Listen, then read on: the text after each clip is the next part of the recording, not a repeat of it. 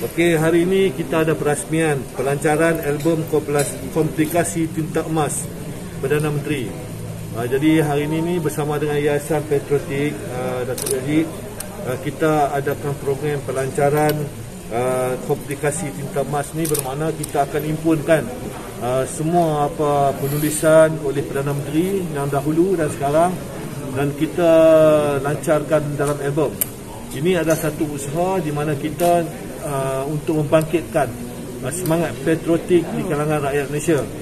Di samping itu juga Yayasan Patriotik ini berbincang supaya mereka adakan dari masa ke masa program patriotik supaya rakyat Malaysia ini menghargai pemimpin-pemimpin terdahulu dan sekarang, daripada Perdana Menteri yang dulu Tunku Abdul Rahman sehinggalah kepada Perdana Menteri sekarang Datuk Seri Ismail Sabri. Dan apa benda yang kita dapat membangkitkan dan mengadakan program-program supaya rakyat ini dapat membangkitkan perasaan patriotik, cintakan negara dan cintakan pemimpin.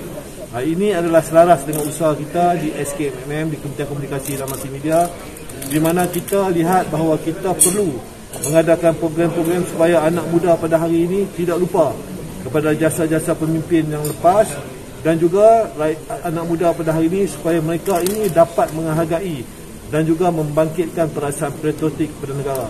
Termasuklah bincangan supaya Yayasan Patriotik ini dapat mengadakan filem-filem dokumentari ataupun apa filem-filem yang kita masukkan dalam media untuk membangkitkan semangat patriotik Malaysia. Terima kasih. Pada apa ni? Dia semualah kalau boleh penulisan, ucapan daripada Perdana Menteri yang dulu yang boleh kita lihat dapat membangkitkan perasaan patriotik kepada negara. Sebab kita lihat negara luar ni, kalau kata dia menghargai pemimpin tu, dia buat patung. Dia buat patung pemimpin tersebut lah. Kalau tuan-tuan pergi ke Eropah, Amerika Syarikat, mesti ada gambar ataupun patung pemimpin negara. Tapi kita tak boleh buat tu, kita orang Islam. Jadi dalam bentuk ucapan, penulisan Perdana Menteri.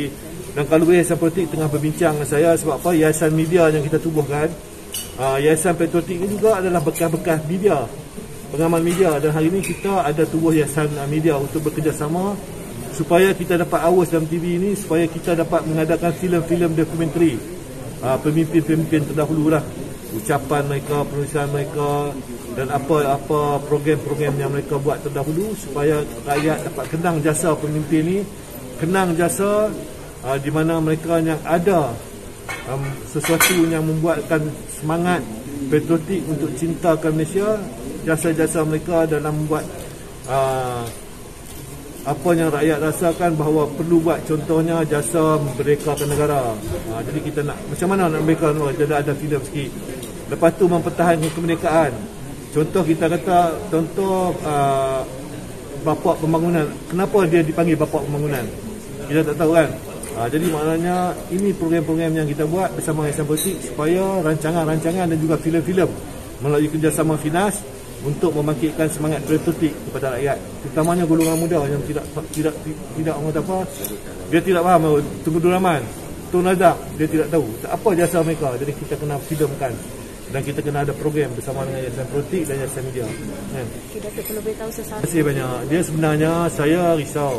Kita di kementerian pun risau. Sebab apa? Seperti saya katakan tadi lah, bila ada satu kematian tentang salah satu pemimpin, ada netizen, bukan ada, ramai netizen dia tulis itu macam-macam kata-kata yang tidak sedap lah, padan muka dan sebagainya kan. Jadi kalau ada pemimpin termasuk sekali hingga ke peringkat anak muda sekarang ni, netizen ni raja-raja tak agama kan. Kita ada undang-undang kita buat, tapi kita tidak nak guna undang-undang. Kalau boleh rakyat Malaysia ni lebih patriotik, kita nak lebih patriotik. Jadi kita lihat runtur sudah di kalangan orang muda. Jadi usaha ni selain daripada Yayasan Media yang kita nak buat tadi tentang penulisan pemimpin ya, kita tengah usaha supaya ada filem-filem kartun patriotik ni. Filem-filem kartun daripada kecil anak muda ni, kita adakan filem-filem tentang kartun filem-filem agama supaya menghormati orang tua. Kita tengah usahakan sekarang ni dengan MDEC. Perancangan dah ada, kita tengah usahakan sebab kita tak nak upin saja. Tetapi sebab kanak-kanak ni minat kita kartun, daripada kanak-kanak tu kita dah terapkan dia dengan semangat patriotik ni.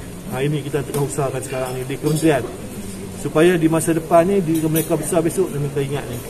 Kita tak nak kalau kata kita lupa untuk mengadakan program macam ni. Kita lihatlah hasilnya sekarang ni, kita tengok banyak yang kita terpaksa guna undang-undang lah. Antara agama mengutuk pemimpin, tidak menghormati raja kan.